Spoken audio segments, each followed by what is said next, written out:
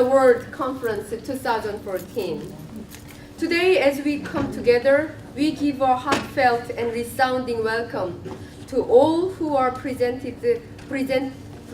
gathered, and all who have made this day and this conversation possible. We give thanks to all of our participants, people who have set up these tables, helped with the technology, and served food.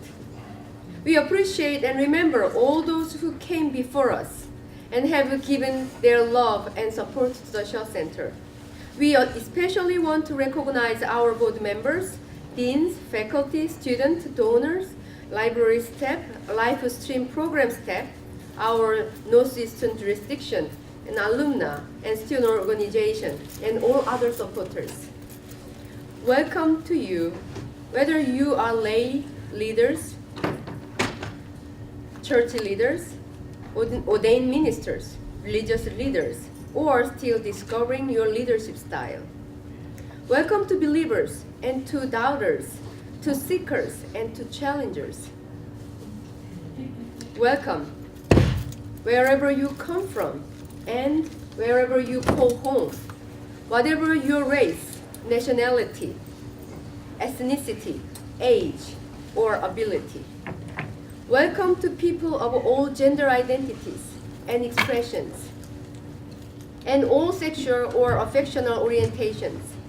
Welcome. If you have many identities cannot be easily defined or limited to just one word.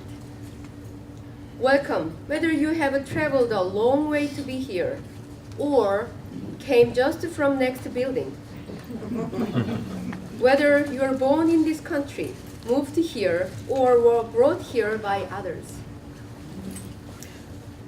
or are just passing through.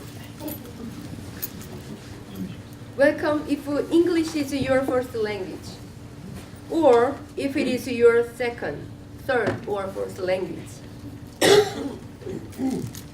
Welcome if you are AME, Baptist, Lutheran, Disciples of Christ, Catholic, Quaker, Episcopalian, Methodist, Presbyterian, Anglican, Evangelical Covenant, UCC, Unitarian Universalist, non-denominational, non-Christian, spiritual but not religious, or something else. Welcome if you are a die-hard Red Sox fan, or New York Yankees, or you never even set one foot in the Fenway Park Stadium. Still, you're welcome. Or if you never ever even liked the sports, you're welcome. Welcome if you are carrying joy, or weighed down by sorrow, bursting with energy, or tired already from your struggles. And if you are a little bit of each. Welcome to those who feel comfortable and at home here, as well as those who are a little bit uncomfortable, but have committed to journeying together with us anyway. Welcome if you are someone who speaks your mind, or if you prefer to sit back and listen. Welcome, whatever you are here to learn, and whatever you have to share. Welcome, whether you give of your time, energy, wealth, talent, or your attention. Welcome and thank you for the beautiful gift of your presence today. Thank you. Welcome. So I'm going to present our first guest speaker, and we have two beautiful presenters today, and our first presenter today is Ms. Monique Nguyen. She is currently the executive director of Matahari, Eye of the Day, an organization dedicated to providing tools of liberation to immigrant women, many of whom are survivors of labor exploitation, trafficking, and domestic violence. She is committed to expanding her reach in the community, growing as a leader, and working cross-culturally to build a truly global social justice movement, holding on to the belief that real social change begins with the transformation of individuals and committed to developing fellow women leaders. And we have the respondent, who is our own STH student. Her name is Yara Gonzalez Justiano.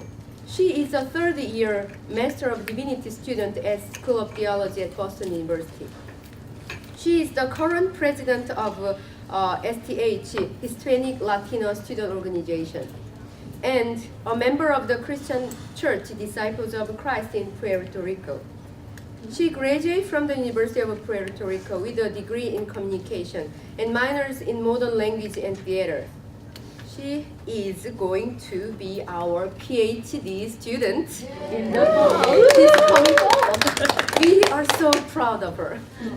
And so here is our good first presenters.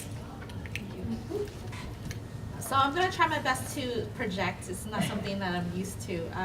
Can people hear me from the back? Yeah. Awesome. Okay. Not too long ago, I was an undocumented young woman existing in the margins in Houston, Texas. There was little trust in the world for myself and my family back then.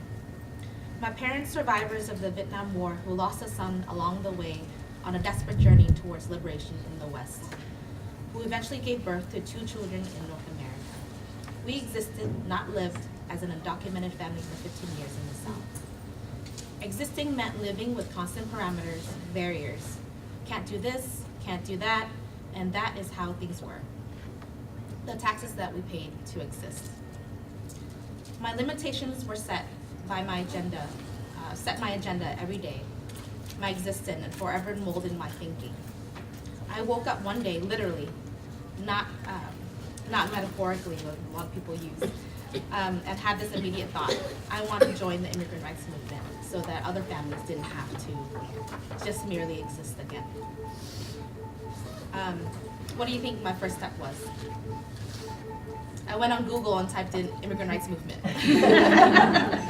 So I saw places in California, nonprofit organizations and news articles in California, New York, and then in Boston. California I wrote off as too expensive. New York was really scary to me, whenever leaving home. And Boston seemed just right, so I literally just picked up and left.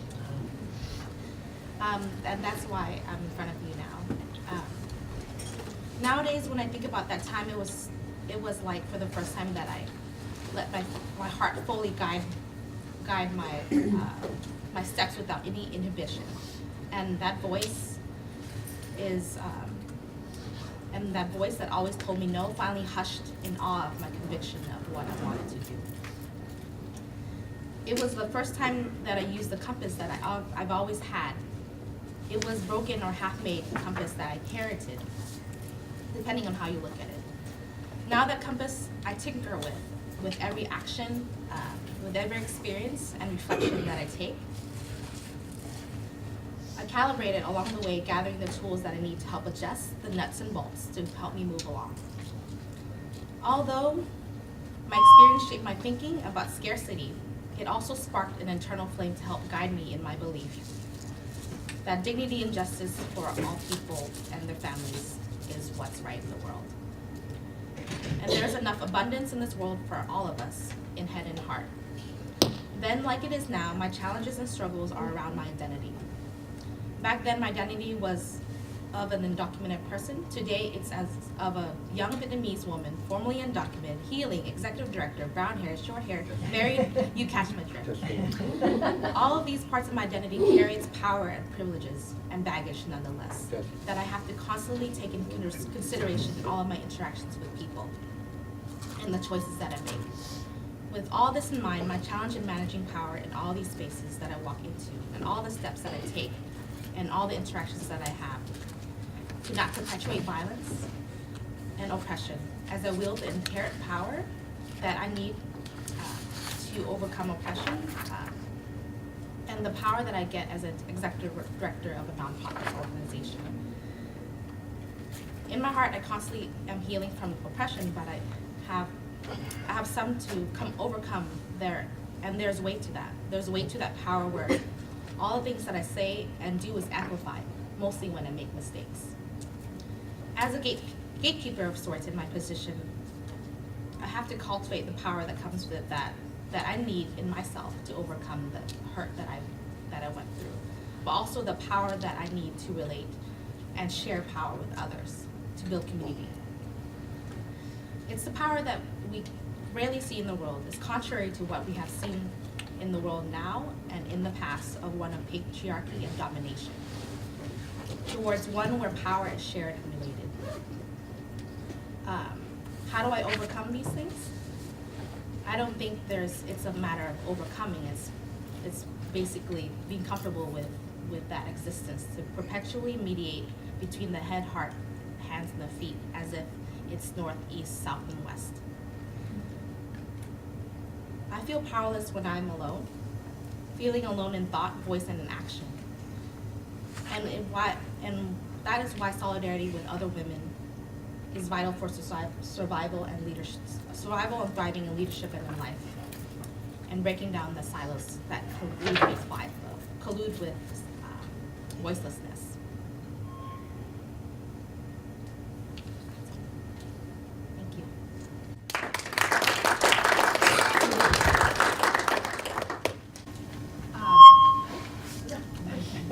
Good morning to all. Buenos días.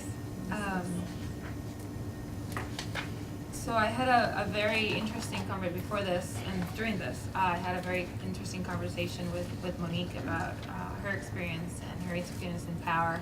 And she just used a lot of very beautiful images, and I work in images, so everything was like I was seeing pictures. So coming from the island of Puerto Rico and belonging to a country that has endured colonialism for what it seems like forever, gives you a notion of power and in a negative sense, and it makes you to be aware and conscious about it constantly, especially if you grow up in a family of social workers from the left, like I did. So that was constant. I remember when I was 5 years old, my godmother taught me what colonialism was, and she talked about my cousin's playhouse, and she told me colonialism is if you take Daphne, she was my cousin, Daphne's house keys, and then you tell her how to use them and when to use her dollhouse and how to use it. And that's how I started understanding what the relationship of power I lived in and was a part of that system. So I always think in images, and I think that images help us to articulate in words strong concept that have real material consequences. And so talking about the images that Monique uses, she talks about cultivating power, about a dangerous force. She talks about the compass. When we talked about compasses, she talked about having a broken compass, and how throughout your journey you fix your compass and you acquire tools to fix that compass and guide you to wherever your destiny or your true calling is. Also she talked about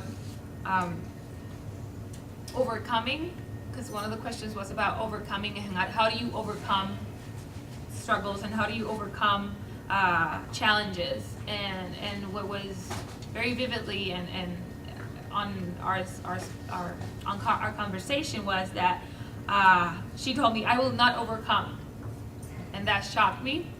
It's like, yeah, you want to overcome, you want to get to the other side, you want to end the struggle in some sort of way, you move forward because sometimes you want to leave things behind and change things, but she said because the work is never done, you're always overcoming.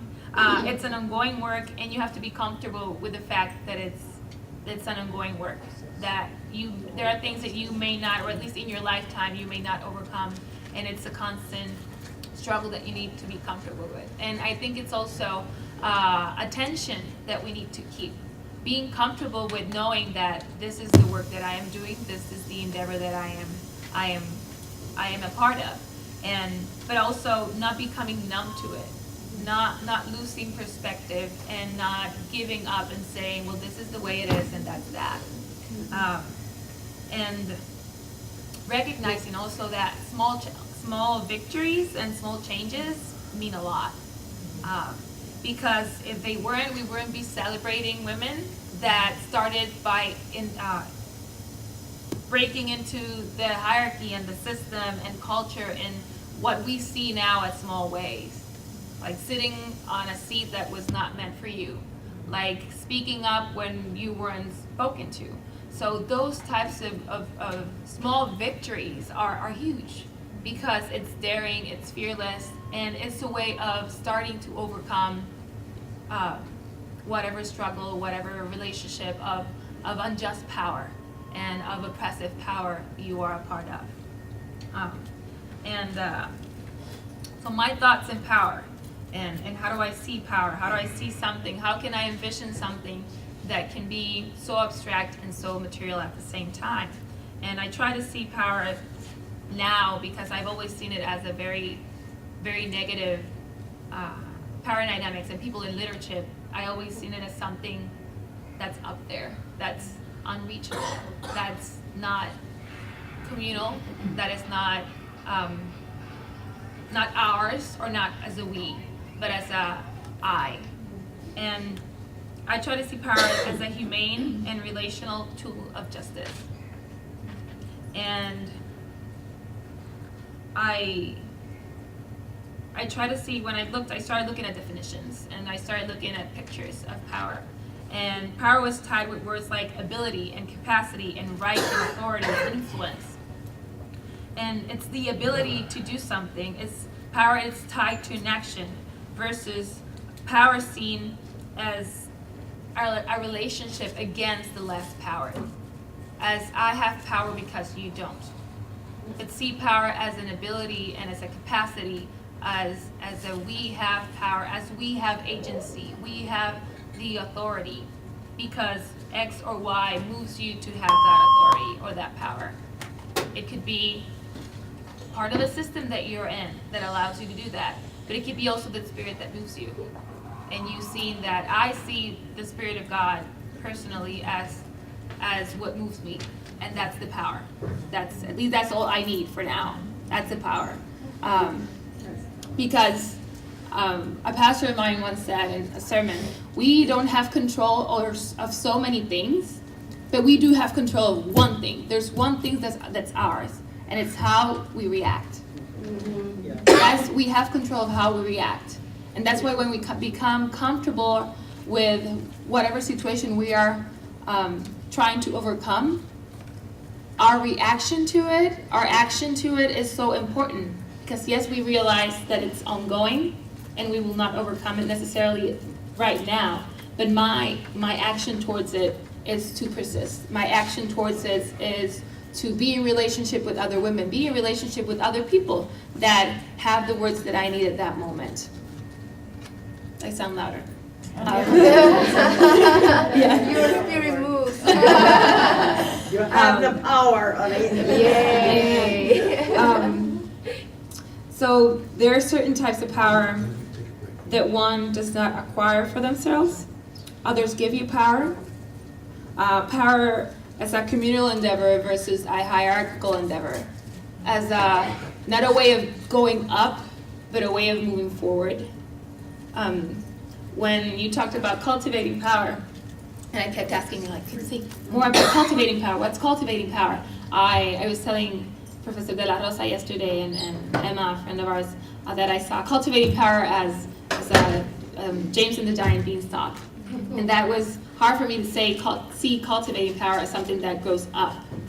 But then I tried to imagine cultivating power as a forest or as a crop of any fruit that grows outward.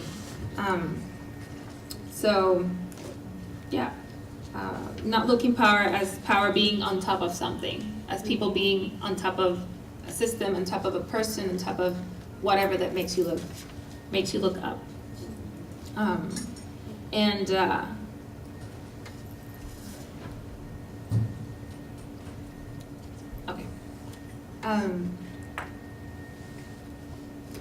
We talked about So all of this I'm basing with the amazing conversation I had with Monique on the phone. The fear that we have sometimes is of speaking of certain things, of getting out there what we feel as women, or at what we feel as persons, as whatever community that we belong to, whatever label that we have, that we carry because we want to carry, or that we carry because it's imposed. So talking about that, it's sometimes hard. We're talking about, because it was out of fear, and out of fear of getting that out there. And it is something scary, not just because of the consequences that it may have, but because your own story and your own metarrelato, your own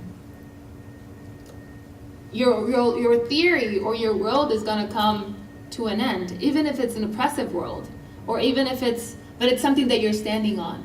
So when you engage those practices, when you engage those type of topics, your world comes down to an end, or your floor is not there anymore. So it's not just a question of fear, but then a question of imagination, of imaginating and thinking about a different world, about a different situation, about a different circumstance. So thinking and imaginating came again with images, and I started looking of images of power. I just put in a search engine the word power in different languages. So when I put power in English, images of heroes, which was very interesting, heroes, superheroes, power buttons, mountaintops, money, people, individuals acquiring power, and then a lot of people following, and also Powerade. Powerade came up. So it gives you power, it gives you energy, it has electrolytes. When I put power in Spanish and I wrote poder, a lot of images of justice system, of balances came up. You saw images that you could read as power in the people who choose to listen to an individual. So there was this image of a plank, a wooden plank in a mountaintop, and then here were a group of people, and at the edge standing was the leader or somebody in a pulpit or somebody talking to them. And then as you saw people walking away from that plank, if those people walk away from that plank, the person that has the power is going to fall. So eventually, who has the power? The speaker or the people? And also I saw in Spanish puppeteers, and what was very interesting that didn't came up in other searches that I did was the power of God, and images about the power of God. And I saw that in Spanish, el poder de Dios, or the divine power. And then I wrote on French and Italian, potere and pouvoir, and it was all images of groups of people that have the power, and it was very interesting to see that just in the different languages, and you start to question then the different cultures, and start to question and thinking about what power dynamics are in different cultures, even if it's the same word, because it is a word that you can translate literally, and the branches of and spectrums of meaning are very similar.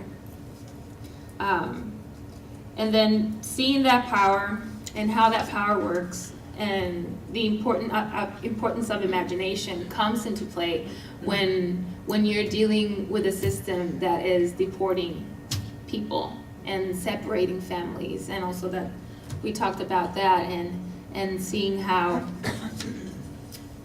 one feels powerless when you encounter the system, and you just find a dead end, and you're trying to get this family together, or you're trying to pass this law, or you're trying to be just with your community, and not only your community, but what you're doing is for the whole community. It's for a wholeness of the place that you're in.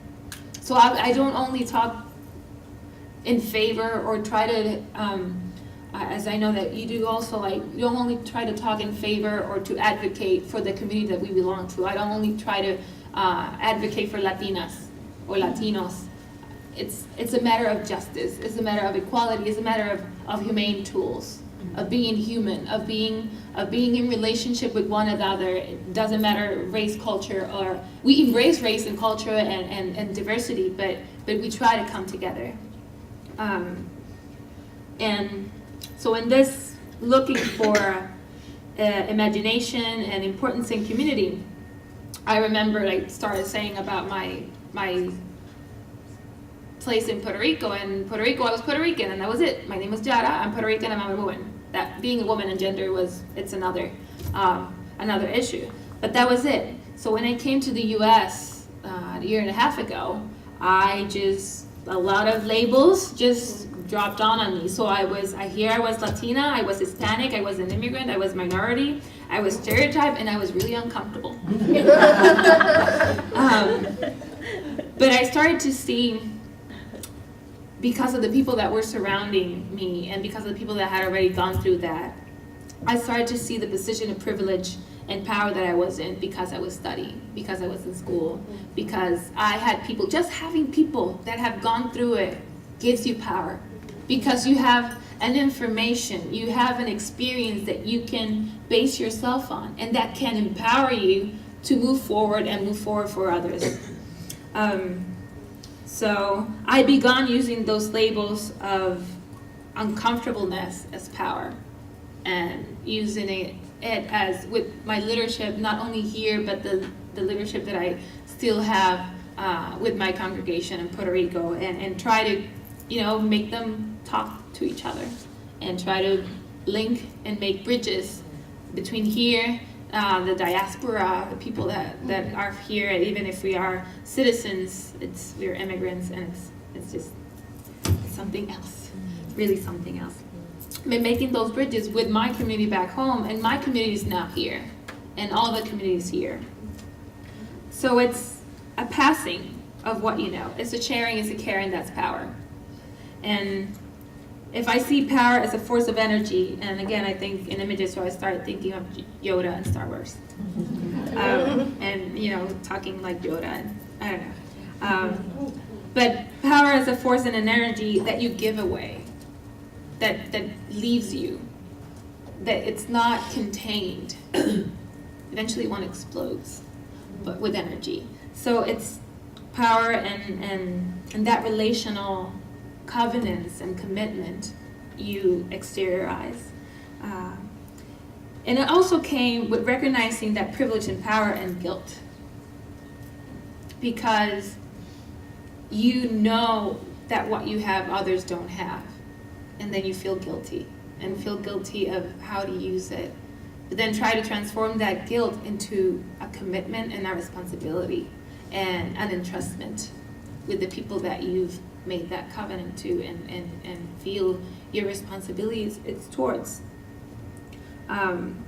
So my questions were, how can we be mindful about power and privilege and the position that we're in as women or as men or as people when we don't have those experiences to draw from? When we know about the privilege because we haven't had it. We know about power and recognize it and try to balance it out because we didn't have it before. So how do we help or walk with the people that have it but don't see it because they've never lost it, and make them part of the whole community and the whole struggle, because we struggle together. So it comes with what you said, the solidarity with other women. And as a pastor and as a leader, as a teacher, how do we also do that? Because we can't be politically correct always. Because we are gonna step on each other's toes and bunions and whatever we have when we're walking or crawling or crying. Like, what do? We need to know our people. You need to know your congregation. You need to know the people that you're talking to. You need to know your surroundings. You need to know your community, whoever that is. Your neighbor is whoever is next to you. Doesn't matter race or color. Or sexual orientation, or that's your neighbor. So know your people. And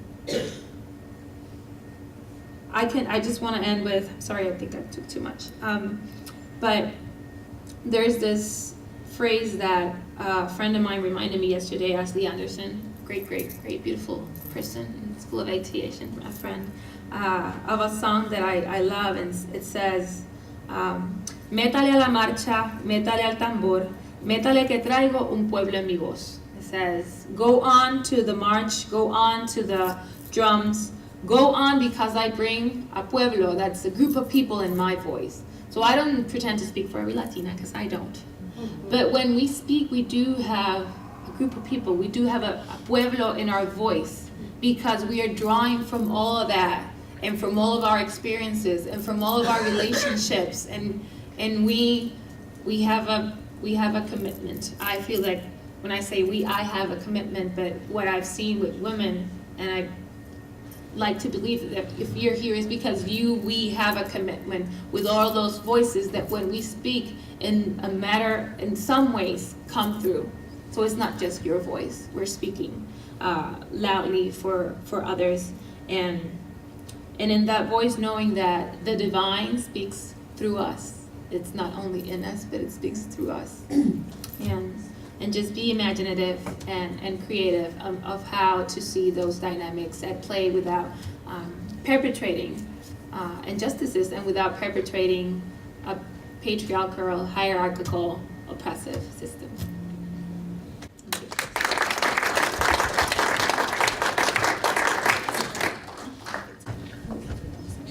Okay. This microphone is not fixed. Oh. Yes. Yeah. So, That's good.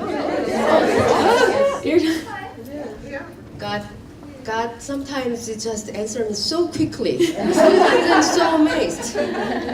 And so maybe we are just going through another presentation right at this moment, and then we will have maybe comment and reflections and questions maybe in the end of the next presentation and respond. So if you can just excuse for a while, and then I will ask our second presenters to the table and respondents also. I'm going to introduce our second presenters. We actually have three presenters this time.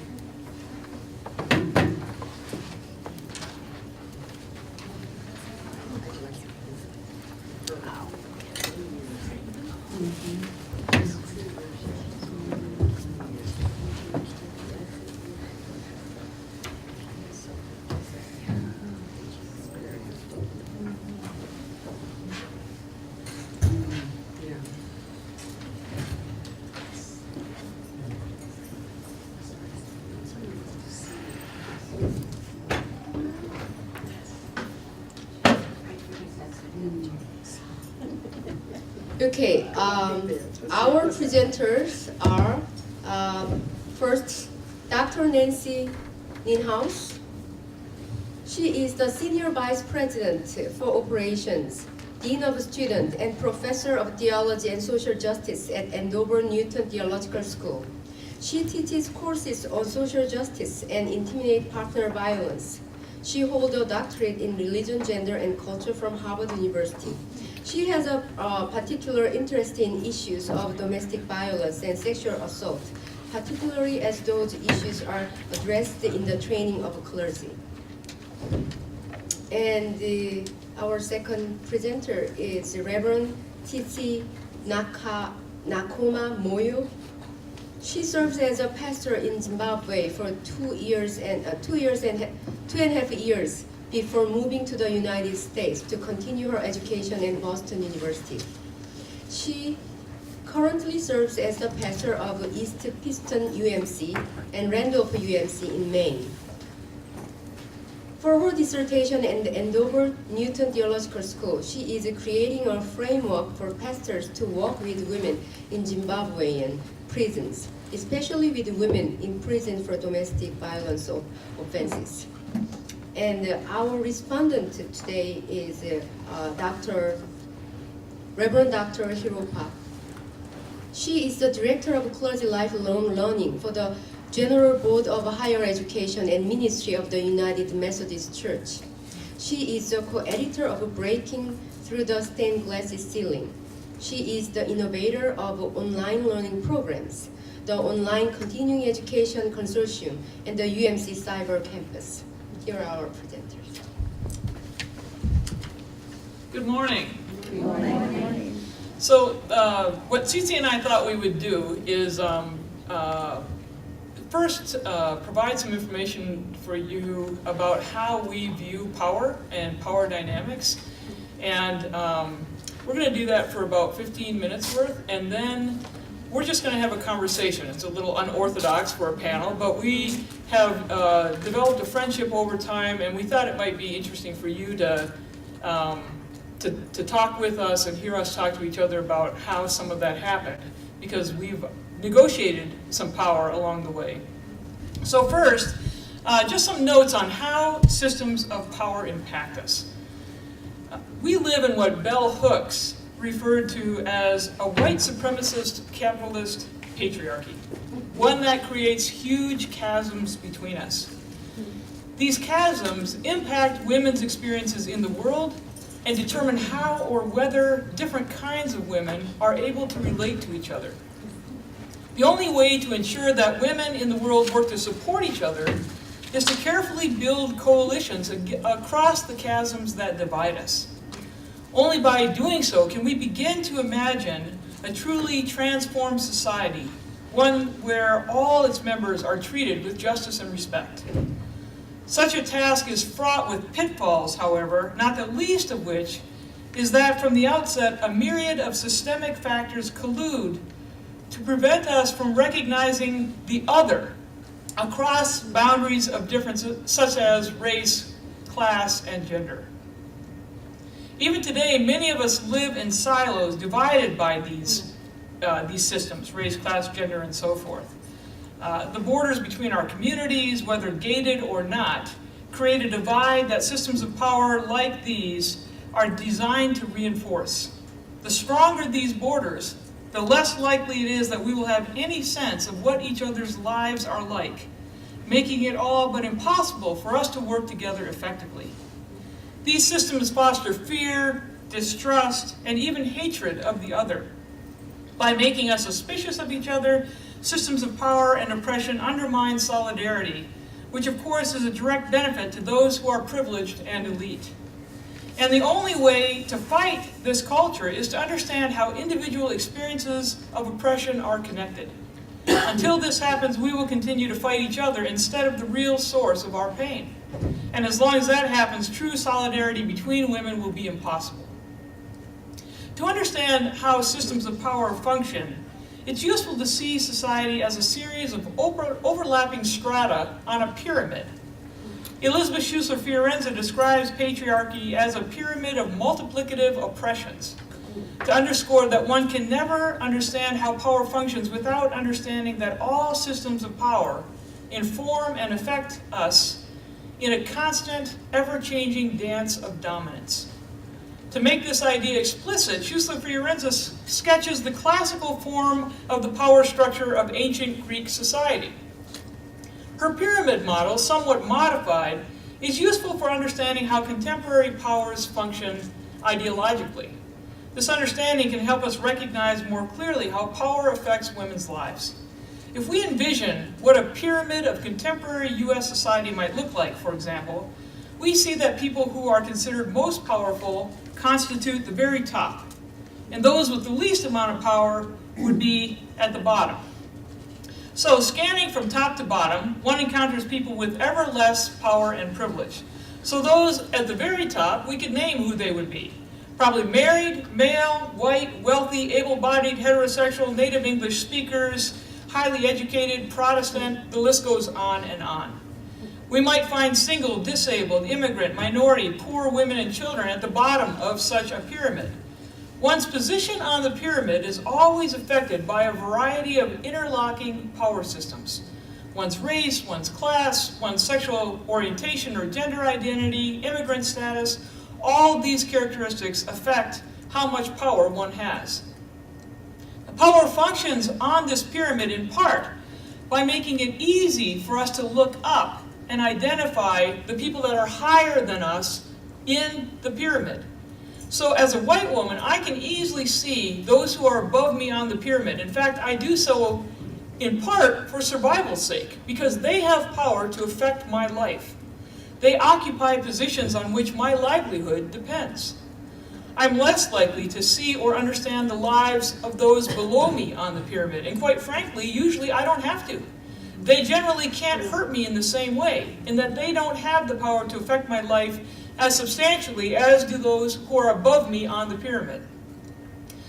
Moreover, what counts as credible knowledge reflects the view from the top.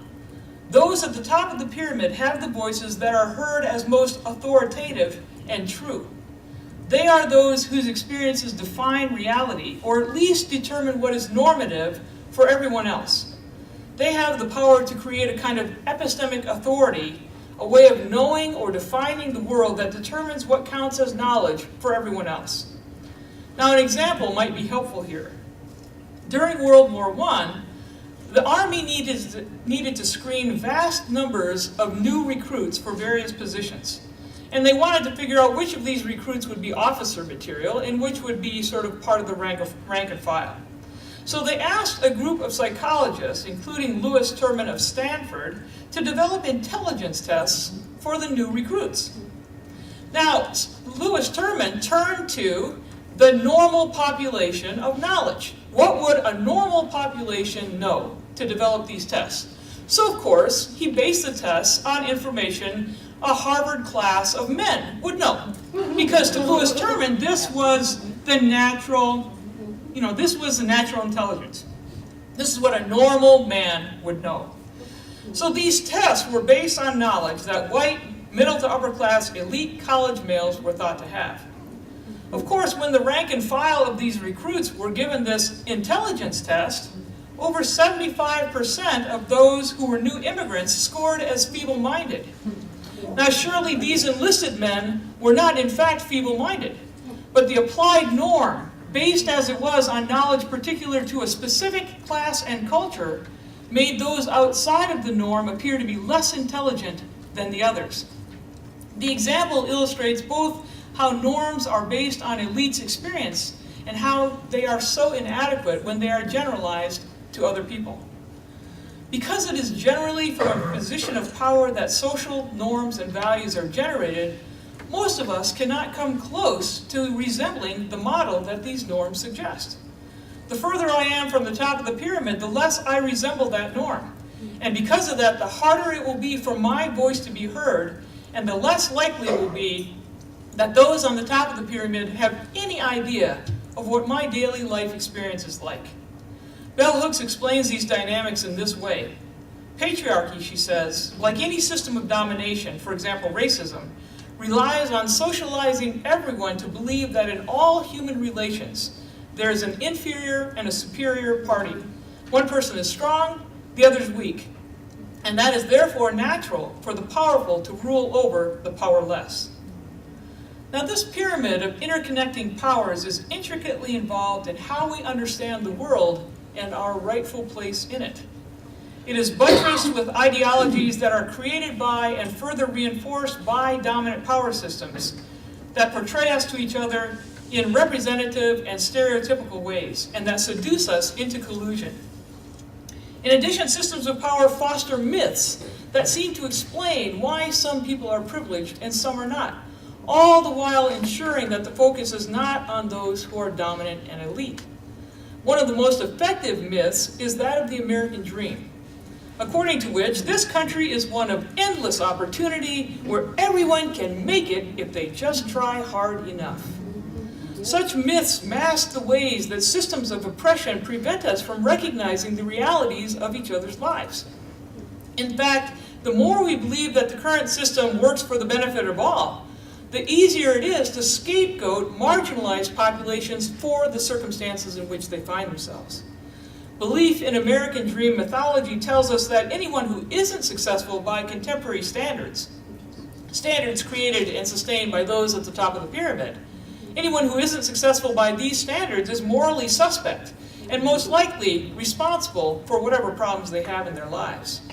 It allows me, in fact, it encourages me to blame the victim. Systems of power like racism and class bias disappear from view and thus escape critique. Solidarity under such circumstances is very difficult to maintain. As, in fact, it's very difficult to attain in the first place. As Bell Hooks points out, to maintain this commitment to solidarity, we must be ever vigilant, living as we do in a society where internalized racism and sexism make it a norm for us to treat one another with disrespect.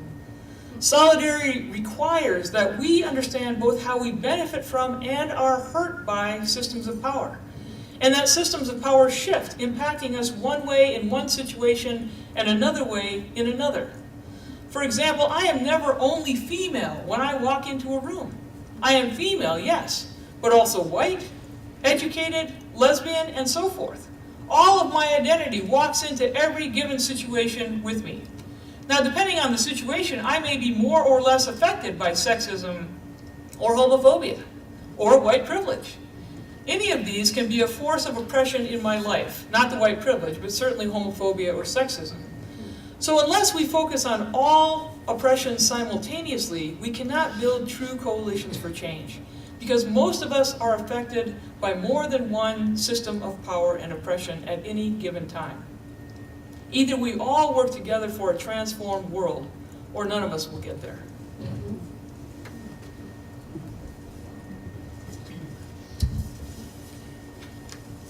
Well, my name is Sitsi Moyo, and I'll take it from here. So, as women, these power dynamics affect us wherever we are, home, work, play, and certainly in religious settings. These power dynamics are inescapable, and they affect different women differently. The intensity of how these dynamics affect different women depends on the intersecting layers that makes one who she is. It is not a one-size-fits-all. Most of the time when we are empowering women, we look at it as if it is a one-size-fits-all. It is not. In my case, as a Black African Zimbabwean immigrant, middle-aged, divorced woman who is educated to some extent, the power, where I am now, my computer setting out. I left my glasses. That's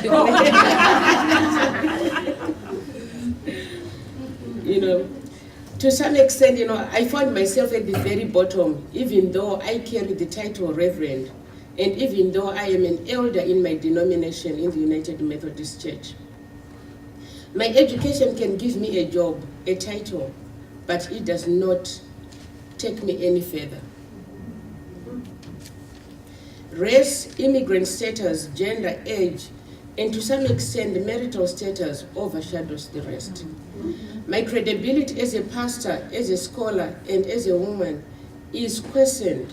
In my workplace and wherever I go, I start with 0 points. Then I earn some points as time goes by. Whereas my colleagues, they'll start at 100 points and 100% points and lose their points as they go. I feel I started 0, and I had to prove that, I'm a good pastor, I'm a good person, I'm a good woman. I have to prove that I can. My authority is not just challenged, but disregarded. On the pyramid, those who are above me won't understand the maze of power dynamics that I have to walk in and negotiate every day. Yes, I do feel helpless. In my helplessness, I have also learned not to pay attention, to not being accepted, and to just do what I need to do, and to do my best in whatever I do. I've accepted that this is the way it is. The first present, I was like, wow, when she was saying, don't accept it, in my case, I've accepted that this is the way it is, and this is the way it is going to be. The serenity prayer comes to mind. Lord, help me to know the things that I cannot change, the things that I can change, and to know the difference.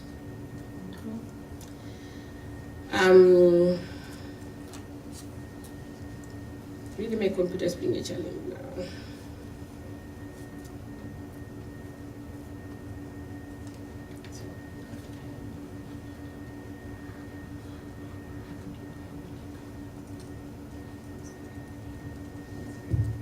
Okay. Yes. Change the pages on me. All these layers which I love so much, you know, which makes me me, are the layers that I feel are always being attacked and questioned. The one that determine the type and power dynamics I face and impact how I negotiate these dynamics in my workplace, at school, home, and everywhere I go. The multi-layered intersections of gender, race, immigrant status, age, marital status, and well, I read that one. I'm really sorry. I pressed something and my pages got mixed. I'll try to read this one.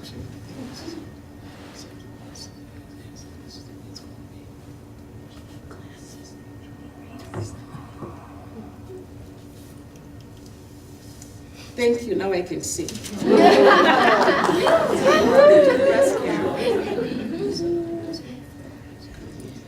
Okay, I'll start again from not from the beginning, but from the top of this page. Yes, I do feel helpless, and in my helplessness, I've also learned not to pay attention to not being accepted, and to just do what I need to do, and to do my best in whatever I do. I've accepted that this is the way it is, and this is the way it is going to be. The serenity prayer comes to mind. Lord, help me. Help me not to hang up my harp on the willow tree so that I'll continue to sing the Lord's song, and maybe do a little dance as I sing the Lord's song in the foreign land. And this comes from the Psalms when the children of Israel are singing by the rivers of Babylon. They were set down. So my prayer is, Lord, help me not to hang up my harp on the willow tree. I'm not here to whine, because that won't change anything. I'm here to be as truthful to myself and to you, my sisters in Christ, with the hope that we may understand differences of power dynamics as they manifest themselves in our different lives. Unless we come to understand each other across these divisions, we will never be able to fully support each other and together fight the injustice in our lives. Nancy and I felt it would be helpful for us to have a conversation about how we have come to cross some of these divisions in our relationship, and how these power systems affect us differently and similarly. We hope this will be useful to some of you.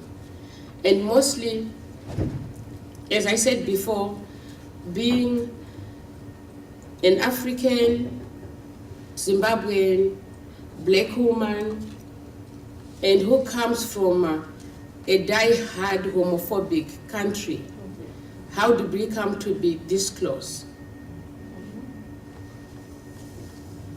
All right, so we're going to talk for a little while and let you in on the conversation. So Tsitsi, given these power dynamics that we've been talking about, how do you feel? What do you feel has contributed to our being able to get across these barriers, these divisions? Because the way systems of power function, I shouldn't care or want to know anything about your life because I'm above you in the pyramid, and you should know something about me because I'm in a position of power where I could affect your life negatively. But how do you feel that we've navigated some of this? I would say, to start with, from the time that I met you, just knowing that you were a person, you were a professor who was willing to see beyond a student, to see the person who is behind the student. And I struggled, in my studies because I haven't gone to school formally. I had to self-educate myself. So I missed a lot of things that other people had learned. I come from a very poor family, and you have met my family, like the poor of the poor family. I never had a chance to go to a good school where people would learn all these concepts that are needed to be learned.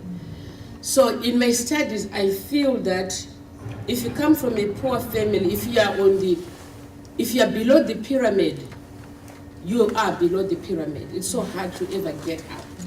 Because in the school system, they will look at students who know what they are doing, which means people who have gone to school, to good schools, and who have learned all those concepts, who know how to talk. I self-taught myself, I don't have that. So I've always felt that as much as I would love to start PhD, I've learned that, there's no way I can qualify, because I belong to the bottom of the pyramid. But I felt from talking to you, you were willing to see behind that, to know the real me with my challenges, and by knowing that, you came to know some of my strengths. I think one of the things that often, in my mind, blocks whites from getting out of our own privilege is fear. That we'll say something wrong. If we're a good liberal white, we'll say something wrong. We'll really step in it, and then there will be no way to recover. And people will find out the truth we're trying to hide, that we don't actually get race all the time, or maybe at all, and so we don't speak at all. One of the ways that I first kind of got hit on the head by this was when I was in college, and my very first roommate was a woman named Rhonda, and she was African American. It was the first time, here I am, 18 years old, and it's the first time, any kind of close conversation with somebody who's not white, because of the silo that I grew up in, which is still so common in U.S. society. And Rhonda, it took a while for her to trust that I was going to be okay, and she started telling me some things about her experience at this conservative Christian college. So one of the things Rhonda told me was that all of the African American students, when they came to campus, they each got a letter from the Indiana KKK.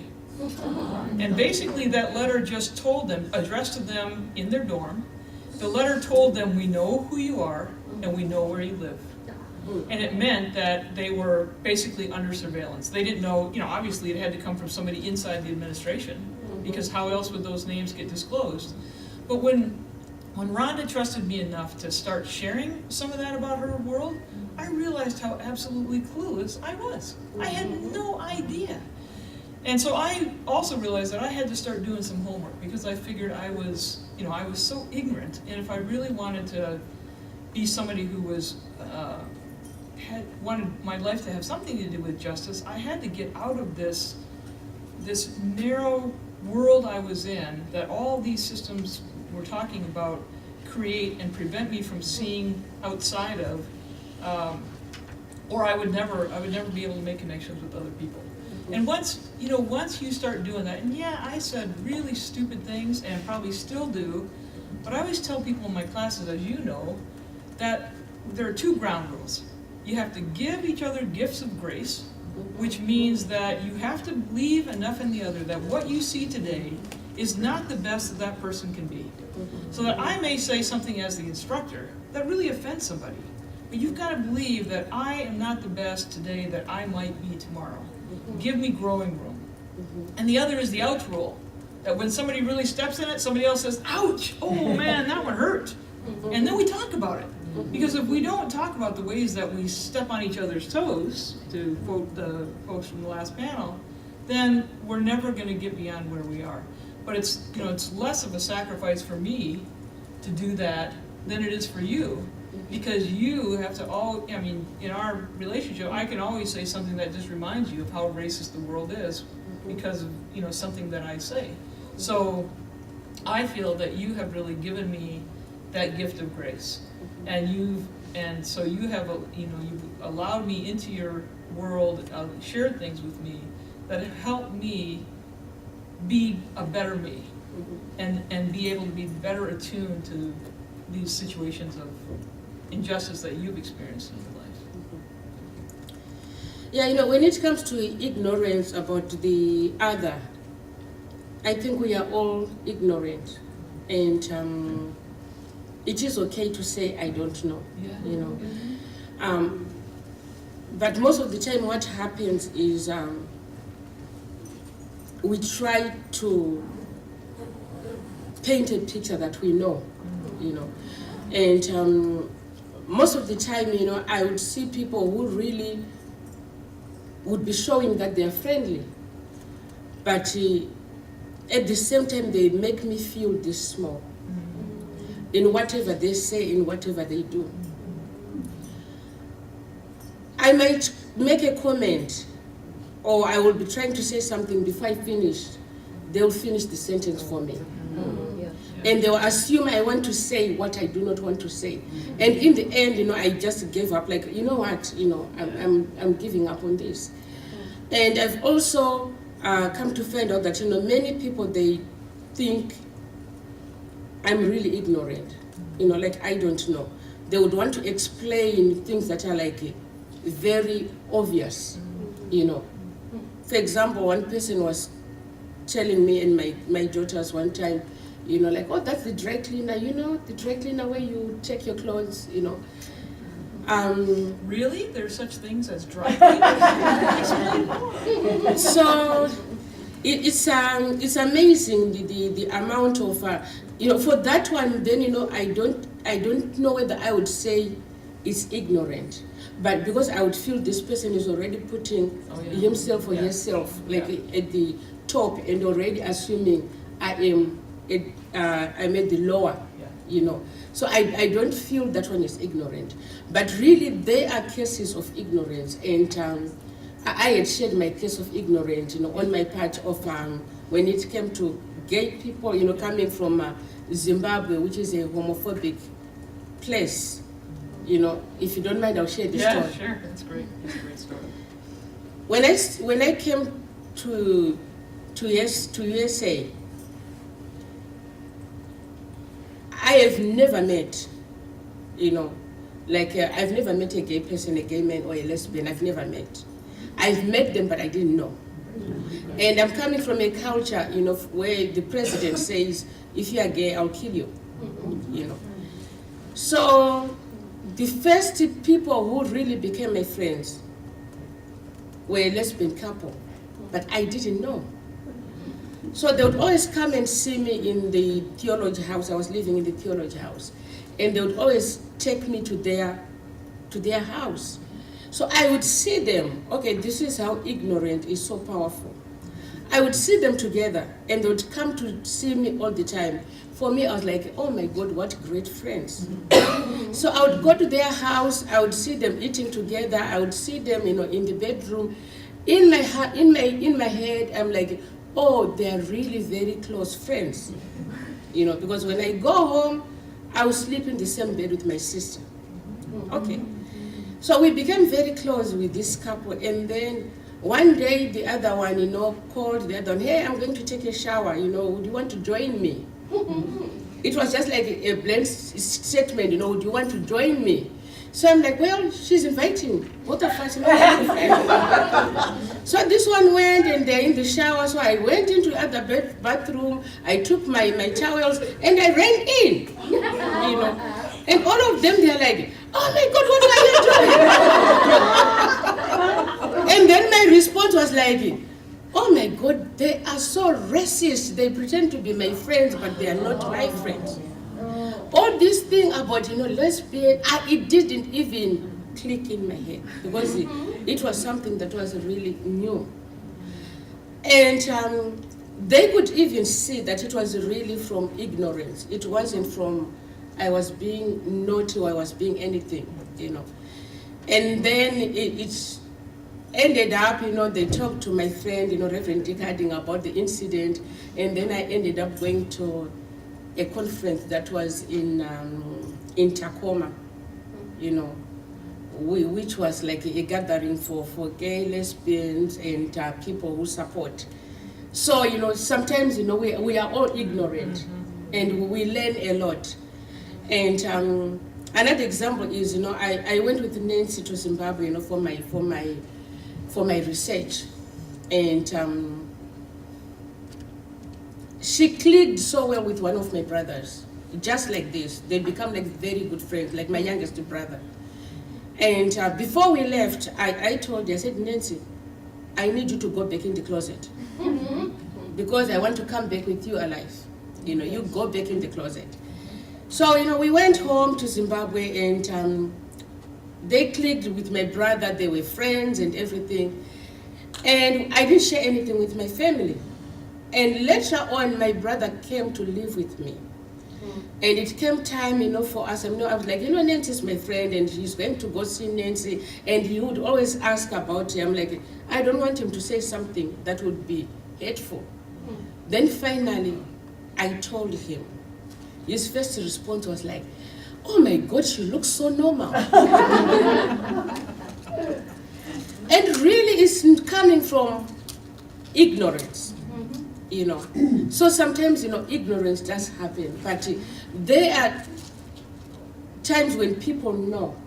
Like right now he knows, and when you say something, then I know it will be intending to hurt, and that is something else. You know, what you just said, Cece, says a lot about how important it is to do your homework.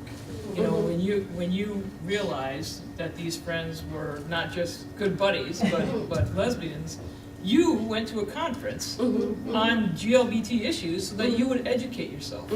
And that is so crucial. You know, you can't run up to the person you don't know, gee, I've never had a Latina friend and I'm clueless about these issues. Be my friend and teach me everything. You're just another white person pulling a colonialist move on somebody else. You're saying, once again, I'm going to invade your space and require you to take care of me. Exactly. We have to do our own homework about the privilege that we have, which means, I mean, my gosh, all the films and books and conferences and things that are available to us, we need to do our homework so we can really be allies. You know, instead of expecting someone else to do that homework for us. I don't know, where are we? Should we stop and bring you in, Hero? Let's do that. Let's talk together. Okay. First of all, I want to express my appreciation to Dr. Hyun Che for her leadership for the Anna Howard Shaw Center and her scholarly work of empowering women in and around the world. Thank you. It is my honor to be invited in this conference with women who care about justice and equity of all people. So to answer the first question, how do you feel we've gotten over these barriers in our own relationship? In short, not very well. I work with the United Methodist Church clergy women, and we are having a seminar about women's leadership in May. The theme of the seminar is Where Grace Meets Power, standing for each other's greatness. The reason for this seminar is that I have observed that even among clergy women, there is stratification within, between Caucasian majority and racial ethnic clergy women, between ordained and not ordained, what we call local pastors, between elders and deacons, between older and younger, between those who serve local churches and extension ministries. And our goal for this seminar is to find a way to advance clergy women's status within the church together, since I am convinced that we cannot change the system unless we work in solidarity as women, like you said. Because of this observation, I agree with Dr. Neen House that systems of power and oppression undermine solidarity. Women's issues are not solely about androcentric. They never have been. According to Elizabeth Schussler-Fiorenza, it is deeper and wider than that. Women just cannot assume that we are all together for women's rights based on our ideological understanding of gender.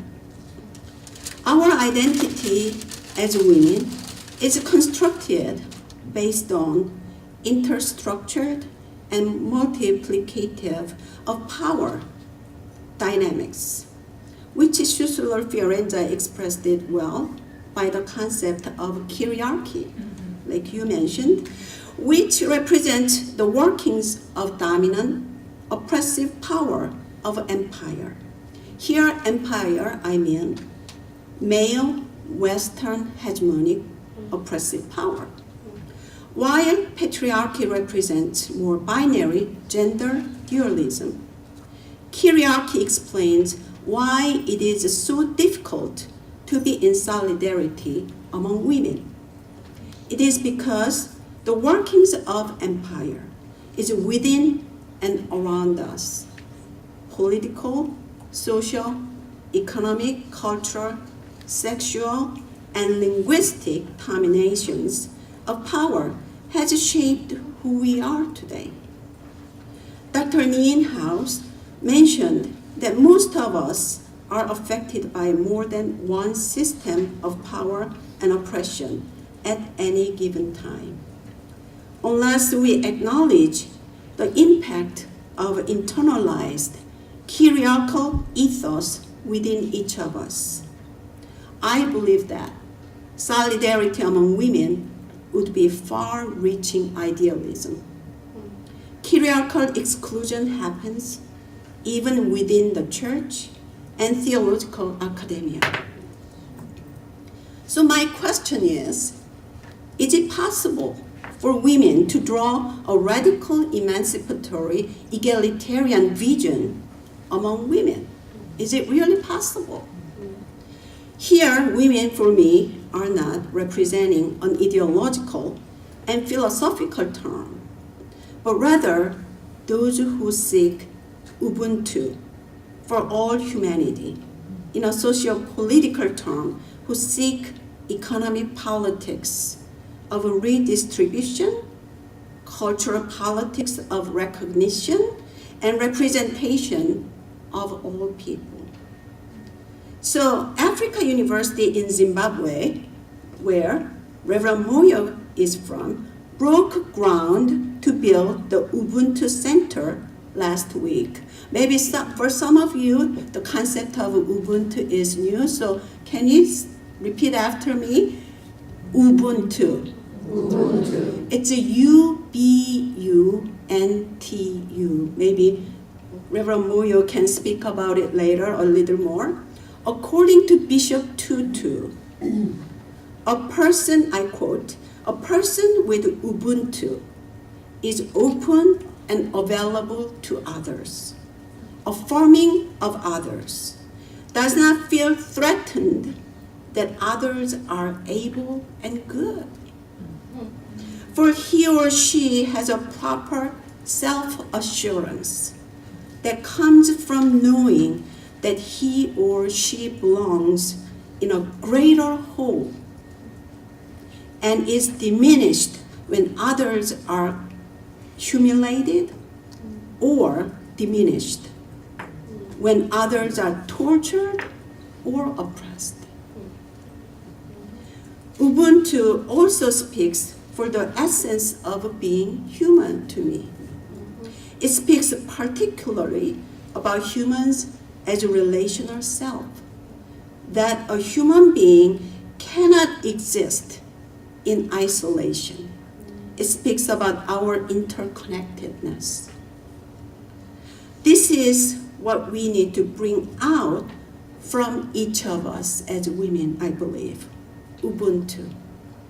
To be bridges of power and to stand for each other's greatness. We should be women who seek Ubuntu for all humanity. As Dr. Nienhaus said, either we transform these barriers together or we perish together in front of these barriers. It was telling to us how even when we were talking about what to do at this panel, that we were negotiating power. Because we thought, okay, it's probably, and Your Welcome was so warm, I thought, it's probably okay at a place like this for me to be out as lesbian, but is it really, you know? And for Tsitsi, you know, we talked a lot about, okay, she's in the church structure. Who else is in the room? Can we actually talk about power dynamics in the church, or do we need to avoid that because there are people here who have power over her? You know, these are the kinds of things you negotiate. When I was applying for my job at Andover Newton, that was probably the only time that being lesbian actually counted to my advantage. Because in my very first interview with the search committee, you know, we're sitting around the table, and Nick Carter, who's the president, was there, a very serious face the whole time. And finally I said, look, you have to know that if you hire me, I'm lesbian, I have a partner, and that's part of the package. And so if that's not going to work for this school, then we may as well say goodbye now. And Nick smiled. It was the first time in the whole interview he'd smiled. I'm generally a fairly funny person. I was a little offended, but I'm just kidding. But he smiled, and later I asked him about that, and he said, when you told us that, I knew I couldn't lose because the other candidate was also lesbian. Yeah. And it told me a lot about him. You know, the best thing you can do in a power structure is choose your boss wisely. But of course you have a chance of doing that like you have choosing your parents, so that's a lot of work. But we had that conversation about negotiating power. And I don't know if you can say much about your experience trying to pastor white churches and how unbelievably challenging that has been because of the racism that is just automatic. Yeah, you know, having been a pastor for 22 years now, and in this conference, in the New England conference, since 2000, I've had the opportunity to pastor for 5 churches now. And really one thing that I had found out is there are, you know, in the churches that I've served, there are some people who would really want to teach me how to do ministry, you know. And not like, you know, here, this is what we do here. No, like really teaching me how to do ministry. In my present church right now, you know, I went through something where somebody felt it was really necessary to teach me how to write a call to worship. And how to preach. To the point of writing a letter to my DS complaining that, you know, she doesn't know how to preach. You know, we know that she's been from other churches and we don't know how she's been functioning. She needs to go back to school and do Preachery 101. And I'm thinking, hey, I have 3 masters from BU. And this person had never been to seminary and not even taken any, you know, class, you know, when it comes to ministry. But for them, you know, it was, I don't know. And what happened was, I feel like when I was appointed there, everybody was happy because they thought I was going to be a project. You know. Something they could mold. Yes, you know, something that they could feel happy doing. To the point that, you know, one person brought me a 5th grade book and said, you know, this will really help you, you know, for English as your second language. A 5th grade book. A 5th grade book, you know. And so it's really hard, and sometimes it really hurts, you know. And issues like, you know, she's just a token. Or she's going to do a presentation at BU. Oh yeah, you know, well, she's black. You know, they would want somebody there, you know. So things like that, they do happen. And just by being who I am and with my accent already, I'm ruled off as she doesn't know what she's doing. So it becomes so hard. And you also meet people who would say, we don't want female pastors. So being a female and being black and having an accent, it adds to the whole 9 years, and it really becomes really difficult. And that's why I said, no, I feel like I don't have the power, even I don't have the authority, even though I have the title. And even when the bishop is sending me to a church, you know, he or she will say, I give you the authority, or by the authority that I give you. And sometimes I feel like, please don't say those words, because I don't have the authority. You know, I don't have the authority. The way I do ministry is somehow diluted, you know, monitored, remolded based on who is in the leadership at that time, and do they like the way I preach. It's such a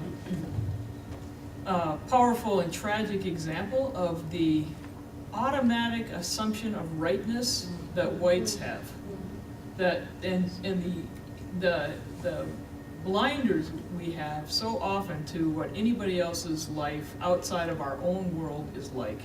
But it's not just a cluelessness, a not knowing. Like you said, there's in one of your examples when you were talking before, it's not just ignorance. There's a kind of a usurpation of power. It's a power play to dismiss you out of hand and have the arrogance to believe that you are right in doing so. But that whole weight of white privilege comes in with a comment like that, so that person can be certain, regardless of their education and regardless of yours, that what they say has a credibility and standing that immediately trumps whatever it is you say or whoever you are. And that's just a tragic example of how inept this country is at talking about issues of race. You know, we've done so poorly. So I wanted to ask you, Dr. Park, if you've seen moments where that solidarity that you lament as so challenging, which we agree is very difficult, if you've seen moments where that's happened, and what those moments were. I'm taking you off text. Well, I want to have an example of Reverend Moya. And one of her statements says, the maze of power dynamics that I have to walk in and negotiate every day. And that statement brought tears in my eyes, because I certainly feel that way many times in my life. As I was reading her paper, since she answered the question, how does a hierarchical power dynamics affect a woman's life? Her statement describes how much violence of dominations of power crushes one person's cultural and religious consciousness and spirit. The hierarchical systems of power objectify women, obviously. I thought it was interesting how she described power dynamics as a maze rather than a pyramid, which is an indicator that Reverend Mayo perceived power dynamics as power with, to me, rather than power over, which is more Western understanding. From her perspective, what we have to do is to negotiate our differences rather than deconstructing the pyramid. So sexism and misogyny should be examined in the political matrix. So we need to ask this question, each of us. How the power of empire has shaped and affected my self-understanding today. As Schussler-Fiorenza asserts, we women first should examine ourselves through conscientization, detoxification, and decolonization. So Nelson Mandela spoke about Ubuntu from an individual perspective in relation to a community. So he says, the question is, are you going to do so in order to enable the community around you to be able to improve? So I believe that's the question that we need to ask to ourselves. So as a racial ethnic woman, I have learned about power standing in the periphery of a dominant culture most of the time in the US, based on a global context in 4 ways. So I will just share from my perspective. First one is power of understanding who you are. That's one of the ways that I can personally break the barrier. I learned power is within you. It never comes from outside. This is what it means the kingdom of God is within you. Confucian understanding of relationality of an individual is described in this way. When an individual is firmly grounded in knowing who she is, that individual will be able to tend the family, then will be able to influence the nation, and will be able to rule the world. So knowing who you are is the foundation. Number 2, power of action and practice. True power, I believe, is a transformative verb. I learned to build my power by actions than theories, words, or arguments. Number 3, power of silence. Many feminists criticized about silence of women as powerless. I would agree if a scholar sees silence as avoiding an opportunity to speak up about injustice. Yes, it is important not to ignore an injustice situation due to fear. However, silence can contain power until it should be released. It is like a sap where energy of conversion reserves until the right timing. That is how Minjung, people in Korean world, practice their power in my culture according to Minjung theology. Women in my culture exercise power of silence. It is a demonstration against indignation. I finally realized my inability to speak perfect English actually can be a point of power. My weakness becomes my strength because I usually stay quiet in meetings because I understand who I am and where my power is. I only speak up when I really feel like I have to. And my colleagues, usually talk a lot, but I keep, quiet because I know power of silence manifests dignity and integrity when it is released. The last one is kind of fun one from Korean culture, power of generosity. Korean culture is a gifting culture. If you have a Korean friend, I am sure that you received one gift at least by now. Am I right? Because we grew up in a gifting culture. And it is a gift of grace, gift of heart. Sometimes it's food, sometimes it's material stuff. However, it is expression and expression of respect of who that person is. So I experienced gifting breaks barriers and build relationships. That seems like a good. Oh. You take the last word, Cici. Dr. Parker, you mentioned the need of breaking the barriers.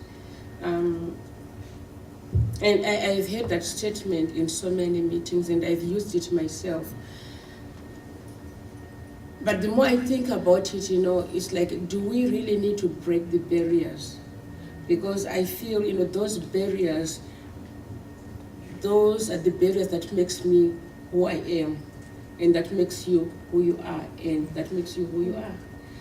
And I'm thinking maybe we need to learn to cross over into somebody's area instead of breaking the barriers, because who is going to decide which barrier to break and to go into whose world, you know? Because when we are breaking these barriers, you know, it's like let's say it's this room with different, and we are each in different whatever. So who is going to break what, and what are we going to, which room are we going to end up in? So I feel, you know, it's good to be unique the way we are, but to respect that uniqueness, and at the same time learn to cross over into somebody's place, learn about somebody, and learn to respect it. If it is a culture, if it is a way of living, you know, whatever it is, and then become a true Ubuntu from that, because I'll give up something and I'll take something from you. But without breaking the barriers, we'll keep our barriers, but we'll learn to cross over. Maybe we can make our barriers, you know, flexible and not to be so rigid. I don't know if it makes sense what I'm saying. Yes, yes. Good place to end. If there is anyone have any question, I'm sorry, but I will take only one question. And we have to go to the worship service. So if you are so urgent that you really want to say something, yes, we have. Thank you, everyone, for your wonderful comments. I was wondering, Dr. Nienhaus, when and how do we, as white Anglo-Saxon Protestants with great power in this world, how do we give that up? How do we step away and hand it over to others? What is our responsibility in doing that? Could you please address that?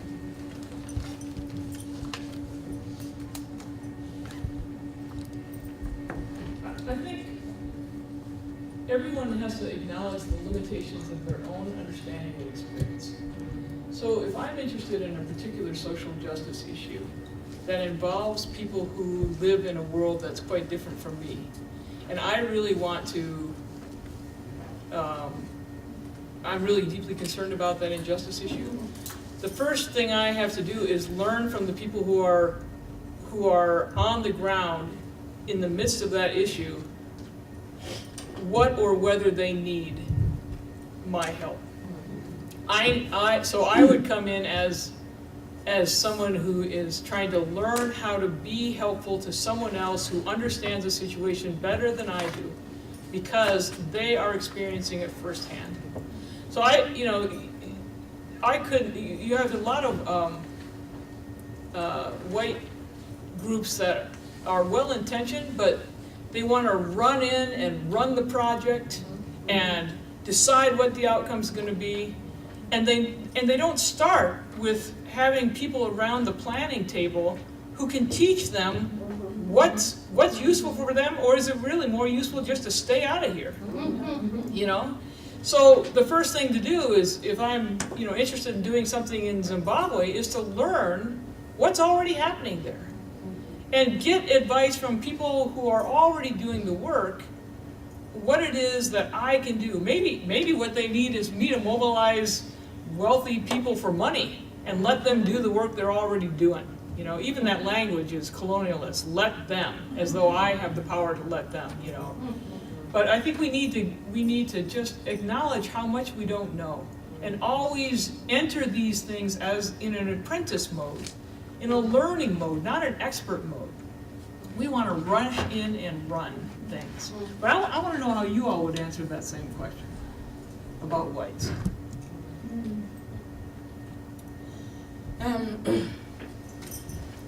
Going to the Ubuntu, it reminded me of Mbiti when he says, "I am because you are." And I've always taken that concept to, I am because you are, we make one. But at the same time, the more I think about it is probably I am because of who you are or how you perceive me, So I think let me give you an example. One day I was in Bible study and there were 12 women there, including myself, and then all of a sudden, we were not talking about race or anything, and then all of a sudden one woman said, I'm just interested, Sisi, how do you feel, being the only black woman among white women? And then it took me by surprise that, she asked that question, and then I said,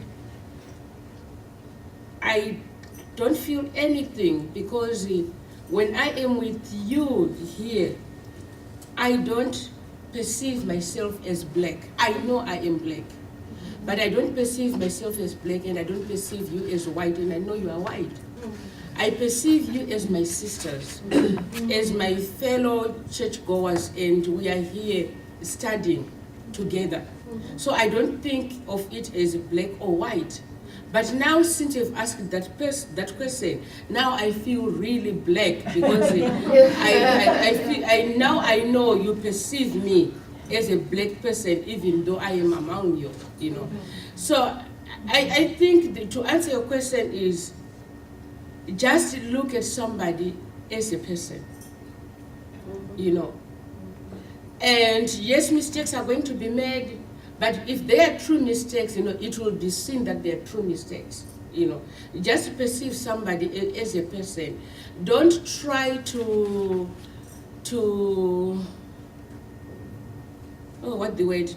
pamper me with the, oh my God, you're so cute. Yeah. It's annoying. It's annoying, because what you don't do to the other person, don't do it to me. Just treat me like any other person, because, you can hear how I'm saying that, just treat me like any other person. Because, things that you don't do to another white person, don't do it to me, Don't go like, oh my God, your hair, because you don't do it, I don't see you doing it to another person. So when you start doing that, no matter how much you are smiling, and no matter how much you feel in your heart, already, I start to feel like I am a puppy, and I am like a toy, I am there to be enjoyed, not to have a fellowship with you. And all that I need is to have a fellowship with you. I would say just remember this question, how the power of empire has shaped and affected my self-understanding today. And remember, when you see otherness, it is a point of God's creation from a different perspective.